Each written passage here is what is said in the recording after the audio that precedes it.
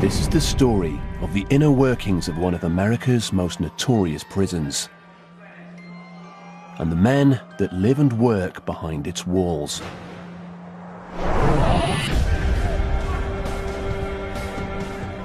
Well, I got him murdered, first-degree murder. I kind of hunted him down, found him one night, and that was all that took place. There was no more after that. He was gone, and I got caught. I made that final choice.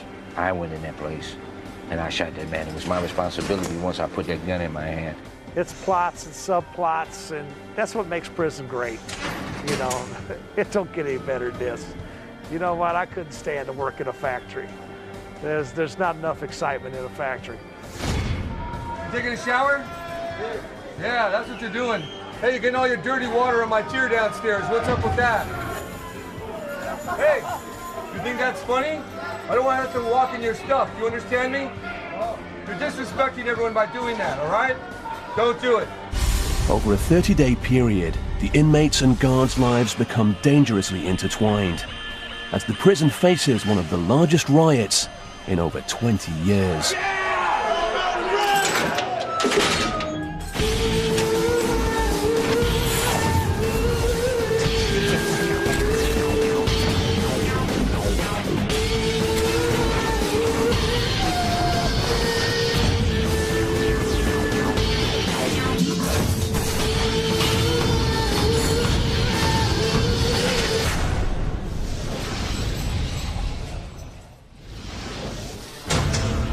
San Quentin. It's California's oldest and most infamous prison. Built in 1852, it's just north of San Francisco, in a solidly upper-middle-class neighborhood. Some of California's most exclusive suburban communities lie within 15 kilometers of the prison. It's home to many of the state's most brutal criminal and sexual offenders. Notoriously violent and in some areas dangerously overcrowded, the prison has earned a telling nickname. It's called the Arena, and it's where California's most vicious criminals square off. Correctional Officer John Gladson has experienced some of this violence firsthand. In his 23 years at San Quentin, he's been kicked, beaten, and stabbed. He's also gained the respect of guards and prisoners alike. All right, Sandy, you know I got love for you. Go. Gladson makes his morning rounds and checks in on the prison's West Block housing unit when new inmates are about to arrive. All of the inmates coming into West Block are fresh off the bus from the county jails. Most of them have been in the prison system before and are back on parole violations. These guys just got here from county jail. Most of them are violators. Very few first-termers in that group. One thing I always like to look at when the guys come up from county jail is who's sad in that group. Not one person. You don't see anybody. They're where they want to be. Gladson passes an area that's a potent reminder of the realities of prison life. The completely exposed outdoor bathrooms. In San Quentin, security always trumps privacy. You know, one of the things that brings prison into reality is the prison bathroom. Because there's no privacy. I mean, you sit up here, you go to the bathroom, everybody's watching. The guy up here can watch you, guys on the yard can watch you. And it's just, man, I don't know how these guys do it. I really don't. Look at the pigeon nest right here. See the pigeon nest? Look at the pigeons right there. They're gonna shit on you as soon as you shit in the toilet. Yeah. It's a double shit. Oh, it's all. It's a double crap. Double crap. Double shit. Double crap. As soon as you get crapped on, as soon as you crap, you gonna get crapped on. Yeah. We're going to go into West Block, which is where these guys are going to spend their first night in prison. Donnie, just the guy we was looking for.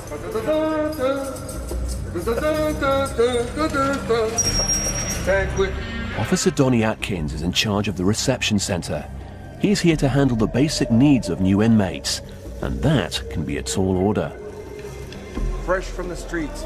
These are men who need help. They're physically wore out, they're drug-ridden, they're hungry, and we have to fix them, we have to repair them. They come in here, the first thing they ask is get their teeth pulled, many of them. They're on, the different drugs, they lose their teeth. It's a great thing here. It's amazing. This is the revolving door. Excuse me, folks. West Block Atkins. West Block inmates receive their first meal in the mess hall. There's always increased potential for danger at mealtime. That's because it's one of the few times of day when large numbers of inmates are out of their cells simultaneously. Okay, this is the breakfast tray that the fellas are getting right now. It's got grits, 2 hard-boiled eggs, potatoes, 2 slices of bread, 2 bananas, and a milk. Punctuated by menacing gestures or humorous outbursts, meals are rarely uneventful. I want to tell all the kids out there, you don't want to be like me. You don't want to come to jail. Because if you do, your life is going to be like an A. The police going to eventually crack you.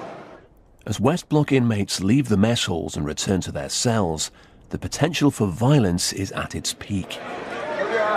This is our worst moment right now. Right now, this is the moment when a whole tier will erupt. This is a bad time.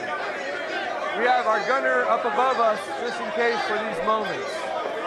The goal is simply to get inmates back into their cells without incident.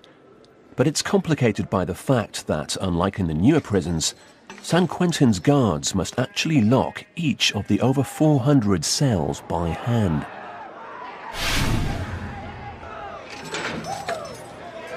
Normally when we go down the tiers, on the first tier, we stay under the shelter of the first tier. They'll see us, and they'll try to gas us. They'll throw things down on us. They'll throw water on us. So we try to be a little bit smarter and stay under shelter. There's also the problem of stragglers. Since most West Block inmates spend over 20 hours a day in their cells, they're in no hurry to get back to them. Many find creative ways to steal an extra moment of freedom. Junior, go on down, brother. Don't make me demonstrate the box. Let's go. Who are you working for? Who are you working for? You are not working for nobody, right? Put your hands on the wall. Where do you live? 524. What are you doing down here? Just sweeping. You're out of bounds. You understand that? Yes, sir. You're in 524? Yes, sir. Take it upstairs now. That's another example where they try to stay out. But what they do, everyone throws all the trash out so we could have runners on the tier. So then once they have a runner, then they could run their messages, their tobacco, and their soups. As Atkins locks each prisoner in, he notes the condition of the inmates and their cells. We're checking inmates. We're checking bodies. We're checking faces for any bruises, if there was any fights. We're also just checking the conditions of the cells. The living conditions is nasty. The living conditions is nasty. Whoa! Whoa, Junior! Wrong thing. I feel so much safer now. I don't know. Did they like you? You're a lucky guy.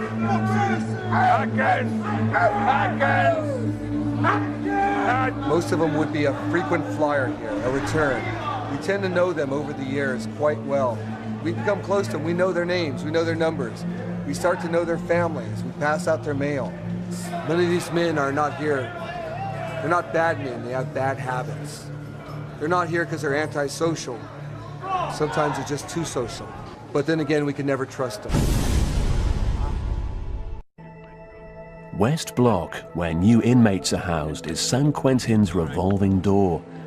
But North Block holds prisoners who are serving long sentences, often for life. Many of these inmates have adjusted to life behind bars. Others have not. And some seek the ultimate escape. Officer Gladson recalls the suicide that took place when he was starting out in North Block. It's something he'll never forget. Came down about this far, climbed over the bars, and dived head first, straight down, hit the cement. Yeah, there wasn't nothing left of that head when he was done. It was nasty. For some inmates, life in North Block can be structured and peaceful, worlds away from the chaos of West Block.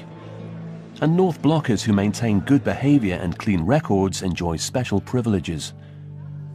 They can spend much of the day outside of their cells, cells which they're allowed to customize. David Marshall is serving a life sentence for first-degree murder. He gives a tour of his 1.5 by 3.5 meter cell. He shares it with another inmate, his cellie. This is cell 4100 in San Quentin, and this is where I live temporarily for now. I don't have a great view this evening. All right, this is our lovely sink where we shave and do our thing, and we wash up in the morning. And this is our little cabinet that we had done for us. I'm sitting on the toilet. This is our toilet right here that we have. So this is basically our kitchen and our toilet area where we go. Our spice racks over here for our food, because I do a lot of cooking. Being a wop that I am, I gotta cook to eat. I hope my porch is clean. We have a tier tender that comes by and sweeps. David is serving the 23rd year of his sentence. He recalls the events that led to his incarceration. Well, I got a murder, first-degree murder. I got into a little drug trade and started selling dope on the side. And a little robbery took off against me, so I took it personal. I kind of hunted him down, found him one night, and that was all that took place. There was no more after that. He was gone, and I got caught. You know, he got what he got out of me, and I guess I got my redemption, but my redemption got me a life goddamn sentence. David is actively involved in rehabilitation programs. He hopes this will weigh in his favor when the parole board decides his fate later this month. Some long-term inmates pack their tiny cells with creature comforts, but inmate Kevin Hagan keeps his as simple as possible, a constant reminder of the harsh reality of his situation. I don't want to call this home because this isn't my home. It's not my home. I'm in transit here, is what I say. And it's a place where I dwell. It's my dwelling for now, and I try to make it somewhat comfortable, but not too comfortable, because I never forget where I'm at. As a lifer, Kevin has been incarcerated for over 20 years. He recalls the horrible moment that sealed his fate. Start hanging out with these guys and a little drug use here and there. I ended up going on a robbery. So I went to rob this guy, and the robbery turned bad. And you can say you have no intentions of doing anything, but when you're going with a gun, anything can happen, and I shot him. You're gonna carry the burden always that you took another man's life. And I think it's real important that you don't forget that. I strive and I live from that action as well, so that I don't ever become that person again. There are over 600 men living on death row in San Quentin. All of the inmates here have been convicted of committing heinous crimes. And here, they'll pay the ultimate price. Lieutenant Samuel Robinson heads up the adjustment center. This is where new inmates live until they adapt to life on death row. It's the most violent place in all of San Quentin. I'm locked away for 8 hours with some of the most violent people in the world. I say you come in with your game face on. It's always a challenge. You never know what to expect, but you always program your mind to face the worst.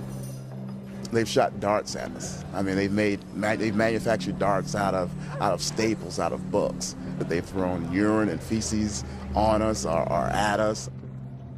The prisoners' behavior is as varied as their crimes. Robinson shares his impressions of one particularly high-profile inmate. My interaction with Scott Peterson, when I looked at him, I referenced Wally Cleaver. He didn't come across as, some monster or anything like that. He came across as this innocent, suburban type of guy. Peterson seems to get on well with the staff at San Quentin, but his fellow inmates are a different story. I think he tried to be cordial and charismatic with a lot of the other inmate population here. However, most of them in this building, they shunned him. He didn't engage in too many conversations in here. It was mostly because the other inmates wouldn't converse with him. However, Sergeant Fraid knows that some inmates would like nothing better than to get in close enough to make a name for themselves off his celebrity status. What do you think the inmates would do if he was let loose on that yard over there? I believe they would hurt him seriously. They would seriously hurt him. Although the authorities wouldn't permit the film crew to interview any actual death row inmates, inmates on the prison yard are quick to respond to questions about Scott Peterson. Oh, if we had a shot at him? Oh, yeah, that's a trophy. Oh, yeah, I did. Yeah, that's a trophy right there. That's one for the mantle. That What would we do to him? It wouldn't be pretty. I'd run something up in him. I'd break something off in him. A pencil, number 2, preferably. Sharpen down tonight, just night. And when you get it in there, you break it off. Brutality comes with the territory at San Quentin. Gangs are responsible for most of the violence that takes place. 2 highly organized Hispanic gangs wield power here.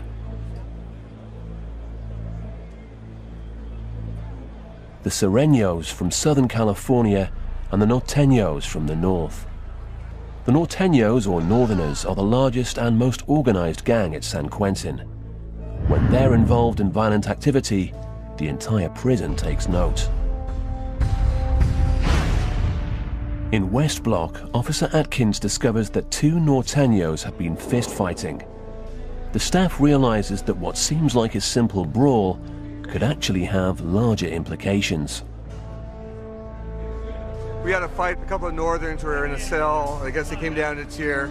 We had to take our sergeant had to take a baton to the inmates who were fighting. Northerners have been what we call cleaning house. That's what occurs. They find out someone has the wrong kind of crime or just hold on someone. They take care of it themselves. By cleaning house, the Norteños and other prison gangs expel undesirables within their ranks. They also execute perpetrators of taboo crimes like child molestation. The recent fight could be house cleaning or a signal to other gang members. Officer Gladstone monitors the lower yard, the epicenter of gang activity. You look over and you got your little soldiers out there. You see them with the guarding the corners. Yes, making sure that nobody can creep up on the gangsters. Even in the reception center, the gangs will run things, you know.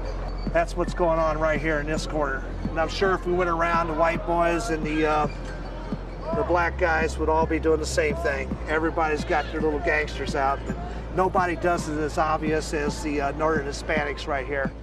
Prison is a complex world, a world that gangs rule. Inmates segregate into various gangs upon entering prison, and the gangs determine their individual status within the group. At the very top of the hierarchy are the gang leaders. They're called shot callers. Basically, the way the system works is people come in by counties, and you go by your counties, and they have one shot caller that rules the county that you're in. And basically, if any goes down, all the shot callers get together to have a have a shot caller meeting, and then it gets determined what goes down, whether we're gonna fight, or somebody gets stuck, or whatever. You know what I mean? What's going on. This could be a dangerous place. It's just that it's how you carry yourself. You know what I mean? And there's a lot of stupid going on. You know, people come in and be running their mouth. And gets handled. You know what I mean? Like, how does it get handled? It just gets handled by the hierarchy, the shot callers. There's the ones that throw down the law. When shot callers call for violence, gang members make weapons out of whatever materials are at hand.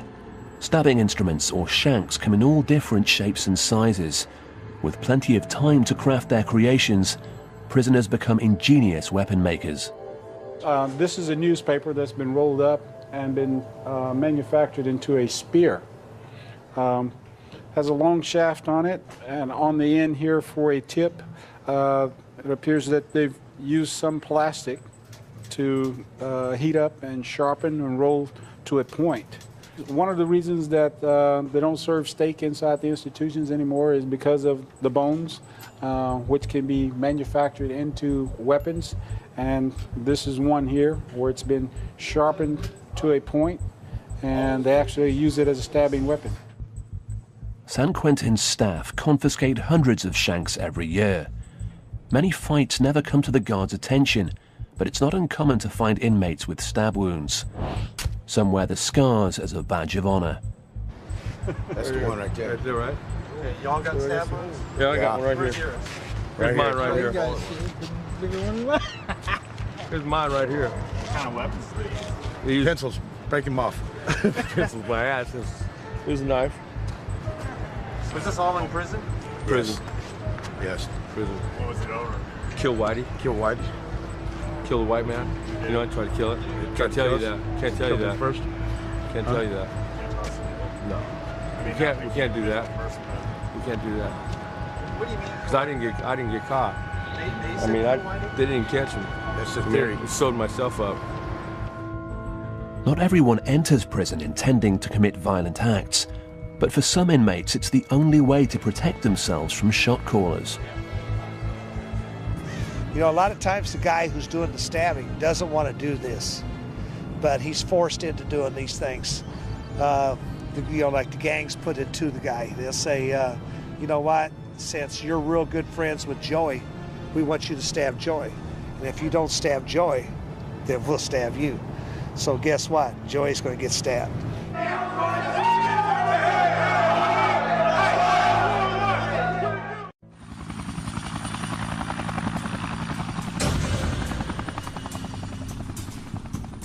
I can help you get rock hard abs like this in less than 4 months. All you have to do is try out my routine, but it takes... Present yourself, young man. Present yourself. But it takes one thing. Hands down, hands down. It takes consistency and dedication.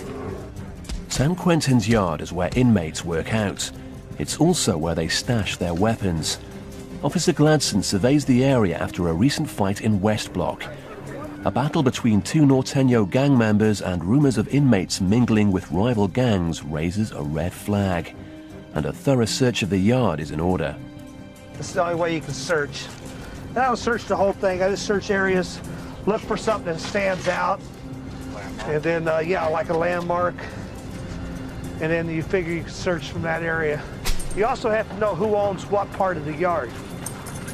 Now, I know the Hispanics own that upper part up there and that bench right through there. They're one of the groups involved. This here, the Samoans take this as their part of the yard. This is Chinese. The white guys that are over there, and we'll search that area real close. Correctional Officer Eric Davis finds two items of immediate concern: a shank and what's known as a kite, a small note inmates use to communicate with each other. You see how small they print it. Well, it's just like, I'll take it into the squad to have them look at it and find out whether it's something or it's nothing, but it's just some little key words that kind of catch your attention, like it says on here, yard, or on another piece it says respect, and you know, another part says, you know, be careful. And then this was just found hanging off of the fence. It looked like somebody had worked it. You don't know if they took it to be weapon stock. That's what they took it for. See how easy that could be made into a nice piece. This even being better since it's rounded, they don't have to worry about it stabbing them in the wrist. Investigators will examine the shank and the kite for any clues as to which gangs are involved. With this latest development, the guards are now on high alert. By him getting that and getting that piece, he has stopped somebody from having a bad day, all right? Because that piece would eventually ended up inside of somebody. And, you know, that's just a piece of prison steel going into a person's body. And so, you know, Davis don't realize it, that he just saved somebody a little grief, okay? Maybe saved two people a little grief. It doesn't feel good having a piece of round metal stock going into your body. The potential violence is quelled for the moment. But the threatening words on the kite still trouble Gladson, so he heads to the prison's canteen to monitor food sales. They can tell him a lot about the current state of the prison. In San Quentin, actions speak volumes. If prisoners are hoarding food, guards have reason to expect a major incident. Inmates stock up so that if the prison gets locked down, they will have extra food in their cells. That's just a 7-Eleven, never gets robbed, okay? You can buy all your little stuff here. Their cosmetics, their food, things like that. This is a place that we watch real close. Lets us know, this is another indicator place. If we see the guys stocking up on all food, and that's all they're buying, then we know that we maybe have an instant coming. As inmates stock up, the guards know a storm of violence may be on its way. But how and when will it strike? Some of San Quentin's inmates earn money by working in the factories and shops of prison industries. They're hard, demanding jobs, and the men receive 25 cents an hour for their work. But Kevin's work at the furniture factory is about more than spending money. We do a little bit of everything. We stay busy here. If you want to stay busy, you can stay busy here. Give a guy a sense of worth. He's actually doing some real work and earning some real money. A lot of these guys haven't been doing that on the streets, but they get here and they decide they want to do something, and they come in and they start working. Like I said, you have a choice when you come to prison, just like you had a choice to commit the crime that you committed. You can come here and you can better yourself and better your life, or you can stay in the same rut you're in and continue to do the same stupid stuff you were doing before. In addition to working, North Block inmates like Kevin can either choose to become involved with various rehabilitation programs or succumb to prison gangs and lives of violence. Kevin has chosen rehabilitation. The parole board has denied Kevin his freedom 4 times in the past. But with a chance at parole in the coming year, Kevin hopes to be a free man soon. Today, Kevin speaks to visiting at-risk youth and tries to dissuade them from being influenced by gangs, drugs and crime. At 9 a.m., the at-risk youth arrive and enter the prison. 2 lines, man. 2 lines. Y'all sitting around, you're lollygagging today like this is a joke, man. This ain't no joke, Holmes. You got homies in here. I seen them holler at you. That's some same fools that's trying to put crack in your hand when you hit the streets. When they come back from the pen, that's trying to put you up. Them same ones that's gonna drag you down, homie, and bring you back here. Same goes for you too, little man. You can't come to prison after age 14. I want you to understand that. As an adult, you will go to a state prison. That's what you have to understand. So you're running with your brother got you involved in stuff, and you should know better. That's your little brother. You know better. You trying to bring him to prison? You trying to get him killed in the streets? Is that what you want? Well, then what you gonna do about it? That makes me sick, homie. That's your little brother. That's your familia. That's your blood. And you tripping like that, man. Wake up! It's a program that's not only good for the kids, but it's therapeutic for the guys that are involved in it, because most of the guys involved in it are lifers. Kevin shares the mistakes he's made so that kids can learn from them and hopefully avoid his fate. Even if they do stumble and make a mistake to come to prison, and they come here, we're still going to help. We're not going to turn our backs on them. It's a lifetime commitment for me.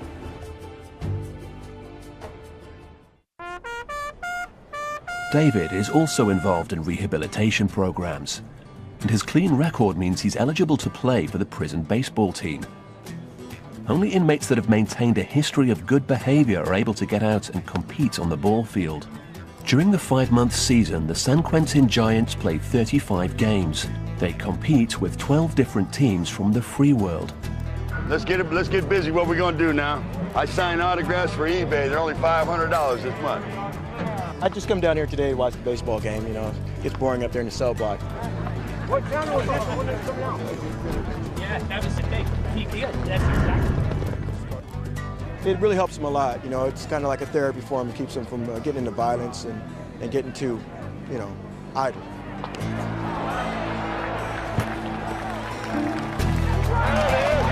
Oh, that's good! That's good! Come on, go hard! Yes! Yeah! Okay, Giants on 3. Real loud now, huh? 1, 2, 3, Giants! Nice job, Bob. Very nice. See you next year, huh? Thank you. Hey, still saw the shot.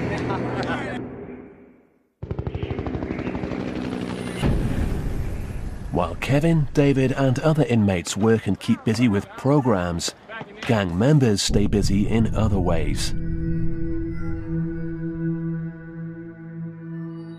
Back on West Block, gangs often communicate and plan attacks using fish lines, torn up bed sheets that inmates use to toss messages to each other.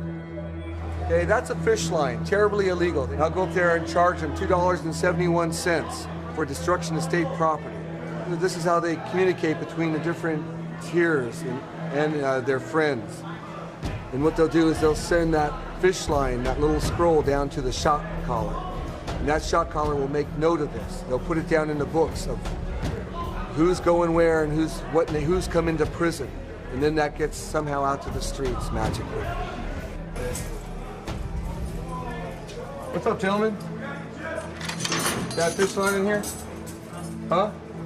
I asked you a question. Is there a fish line in here? Let me see your IDs. Got a fish line in here? Yes, sir. Let me have it. Where's your ID? Where's your ID?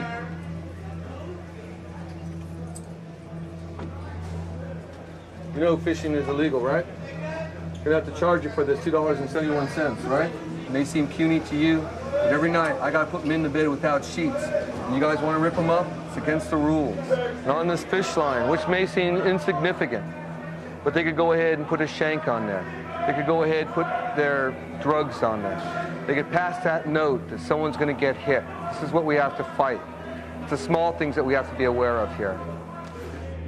Since the altercation between the Norteña gang members, illegal activities have been on the rise. San Quentin's Investigative Service Unit, or ISU, is brought in to get to the bottom of things and to prevent what they fear will be a major eruption of violence. This highly trained squad specializes in prison crimes. They search David Marshall's cell after a confidential informant reports that David and his cellmate are allegedly selling items from their cell. If found guilty, David could lose all chance of ever being released from prison. I guess they searched my house or something, you know, didn't find nothing in it because I don't need dope or nothing like that, but we tore it up. So, you know, I got to go ahead and straighten it up. Now I got to go probably urinate in the bottle for them. Probably due to my cellie, I don't know. I have no idea. You know, I'm kind of upset, but, you know, get over it. David's cellmate Bruce Cooper is a member of the Hells Angels, and David believes that's the reason the squad has targeted their cell.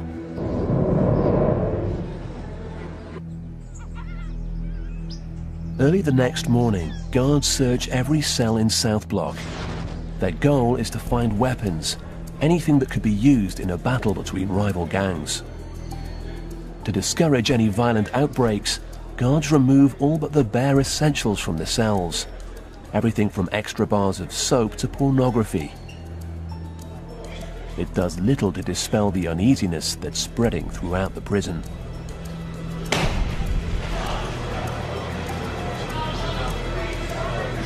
The fellas hate this search where we're taking everything out. So this is another reason why we do it, is because they don't want this. So this is the thing that now maybe they'll think second 2 or 3 times before they want to go ahead and get stupid. Newspaper. Huh? What do you think of that? That's just a newspaper. And it's rolled up so tight that it could make a club out of that. Now, you remember I looked up here and he had the Bible? Now, why does he have 2? There's people around here that don't even have 1. So, yeah, just makes me suspicious of this guy, why he would have 2 Bibles. He hasn't found that much religion since he's been in prison. Yeah. Throughout the prison, tempers flare and tensions are on the rise. I think that we got a problem.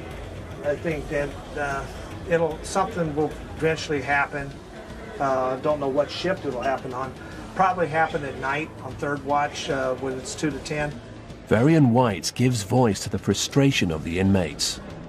I've heard of somebody jumping off a tier. I've heard of exactly, there's supposed to have been, within the last month, 3 or 4 suicides. Their only concern, if you tell them, is I'm about to kill myself or I'm about to kill somebody else. Guards work quickly to find weapons before someone gets hurt. The ISU hits the jackpot when they uncover a suspicious object underneath a bathroom sink. They got something out there. What you got, George? Oh, yeah. And then there's some up back inside there. It's a weapon. The squad find a toothbrush and a nail that an inmate has made into a shank. Paraphernalia. Well, that's a good find. Better to find it under the sink than in somebody. Meanwhile, over at South Block, a prisoner slashes a fellow inmate across the face with another shank. This time, the guards are too late. Okay, slowly, we're going to go behind these guys slowly.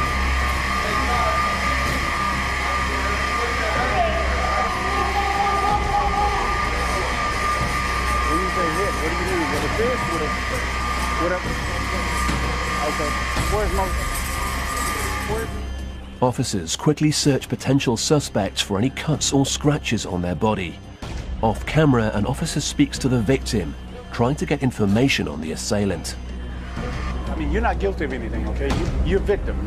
You're a victim, so there's nothing that we can do to you. Okay? We just want to get the guys that did this, so nobody else will get hurt. But if you're not going to help us, then we're basically done. The victim isn't willing to give up the assailant. Gladson fears the worst. Gangs have squared off. Word has come down from shot callers, and it's only a matter of time before the prison erupts into chaos. During third watch later that night, Gladson's fears come true. A group of Hispanic inmates attack and severely beat a white inmate in North Block. It's approximately 9:10 in the morning, and the prison is on lockdown. Late last evening, inmate was found in North Block that had been severely beat around the face and head area. Unsure if a weapon was used, but we're thinking maybe, I always like to say maybe a lock and a sock, you know, something heavy, a blunt instrument was probably used on his face. It's either that or they kicked him severely after he was on the ground. By 10:30, the investigators will know what happened. As new details come to light, Gladson gets the latest version of the previous night's incident. Multiple weapons have been found inside, that this is a racial incident involving, I guess, last night Hispanics jumped on the white inmate, and this morning the whites retaliated on some of the Hispanics. Before long, word of the fighting has spread to all the guards and the inmates. Then, suddenly, a Code 3 alarm sounds, alerting every available officer to respond. This type of alarm only sounds during a major incident. Officers respond, and large numbers of inmates fight each other with shanks and fists. The prison goes on full lockdown, and Gladson informs the film crew that it's no longer safe for them to be in the prison. Well, we got to get going. We got a Code 3 alarm, and you know, we got to stop. So I can't really guarantee your safety. So let's go ahead and get out of here. Where are we going? Gladson rushes the documentary crew out of the prison. For security reasons, they're not permitted to return until days later. Yeah. As soon as this is all over with.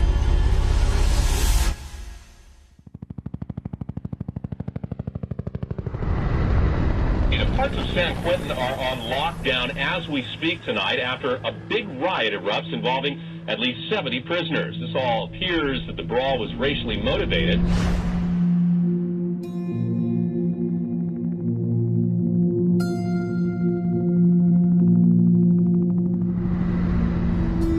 Four days later, after the riot subsides, the prison allows the film crew back inside. Well, it's about 11 o'clock in the morning, and a few days ago we had a major riot down here in the, this is the H unit. This houses the level 2 inmate. They're actually not supposed to be as violent, but it turned out that they got extremely violent. When everybody just got finally all back inside the dorms and were laying down, and they caught a guy and they sliced him underneath his, started at his ear over here, and followed his jawline around. Now, I believe they were trying to cut his throat, but he probably ducked his head because they followed his jawline all the way around and stopped over around here. Then there was another guy inside the dorm, and he got hit in the head with a blunt object right about this area. If bust his skull up pretty good. These guys knew what they were doing. They had the showers running. And the reason that they had the showers running, so when the pepper spray started coming, they were jumping over the barrier and just jumping into the showers and getting the pepper spray washed off of them as fast as possible. Oh, they don't want to be on. Most inmates will not speak about the riot. However, a Hispanic inmate asks to be interviewed. But before the interview begins, he's called away by a shot caller. Okay. All right. Sorry. All right, thank you. Okay, what's happening is homeboy's getting reprimanded for coming up and approaching you guys without permission.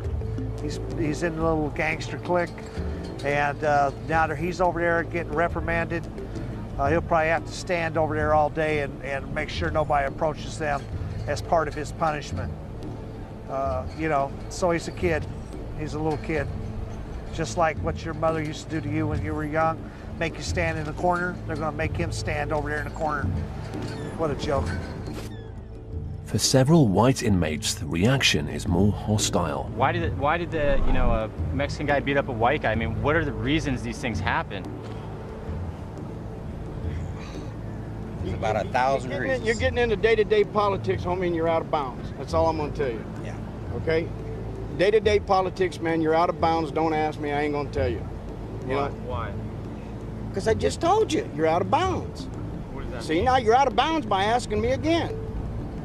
I told you I'm not going to answer you, and you come right back and you ask me again. It's because Now you see, if you was an inmate, you know what? That would be disrespect. Right. And Okay? that starts it right there. You know, but I know you don't know no better. Right. So I'm going to explain it to you one more time. Some of the that goes on in here, man, is day-to-day politics. A black inmate explains why loyalty plays such an important role in prison politics.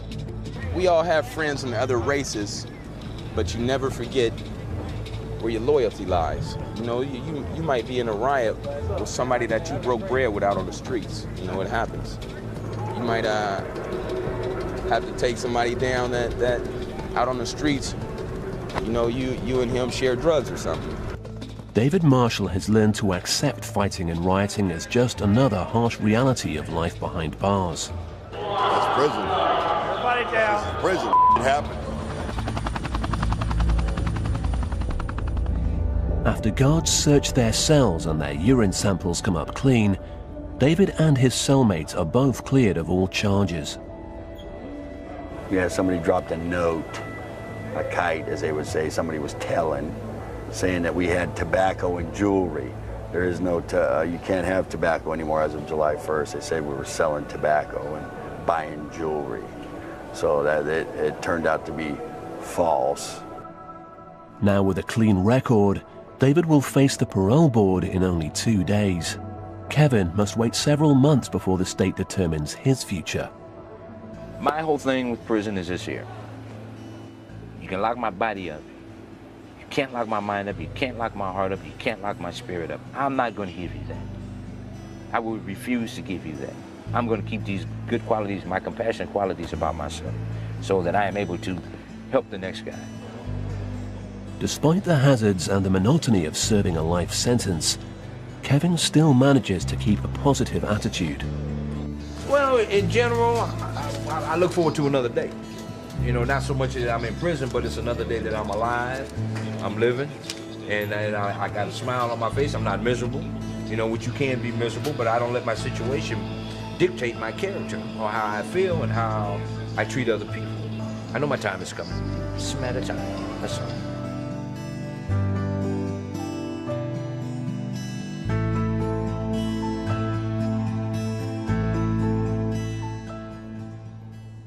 David Marshall is nervous about the upcoming parole hearing. They just denied 3 guys this week, 20-something years in. Another guy had 17. Got a couple more guys coming up with 20-plus years in, going to the governors. That's the part we don't understand. The parole board has denied David in the past. Their reason, his crime, stabbing another man to death, was simply too heinous. Do you consider your crime heinous?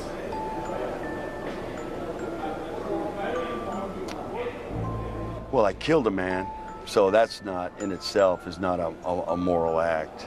So I stabbed him.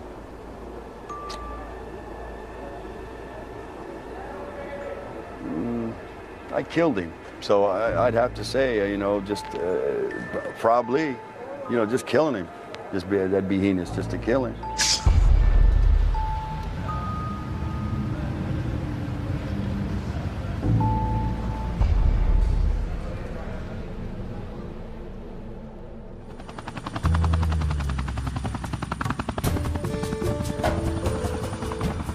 In the days following the riot, a kind of calm settles over San Quentin. It's a mellow yard. It's real mellow. You see the guy playing with the bird, trying to catch it. What I always like to do is when I walk on the yard is to look and see if the people are in the spots that they're supposed to be. I know who hangs out at what areas. If they're not where they're supposed to be and they're over by somebody else, well, there may be a little problem or something. So, but this is all good. Everybody's right where they're supposed to be. Familiar patterns emerge. A kind of normality returns to the prison. Despite their tense relationship, a bond often forms between the guards and inmates. Go get dropped. Go get in yard. Come on, G. No, we're not. Come on. Come on. Brown Valley Red, baby. Welcome back to Let's Fly. This is a world that most people just don't understand. And the way we deal with inmates is a way it's different than maybe on the streets. This is an entire population of people that just, for some reason, just didn't quite do maybe what their parents said or what they weren't supposed to do in school. You know, they did the wrong thing. Yo, what you waiting for? Waiting for our homie. You may go now. I won't get mad. Stop it, young man. Stop it, young man. Comb your hair, eh? I get paid a lot of money to take a lot of On the last day of filming, Officer Gladson shares what an important part of his life San Quentin has become. Yeah, it's plots and subplots, and that's what makes prison great. You know, it don't get any better than this.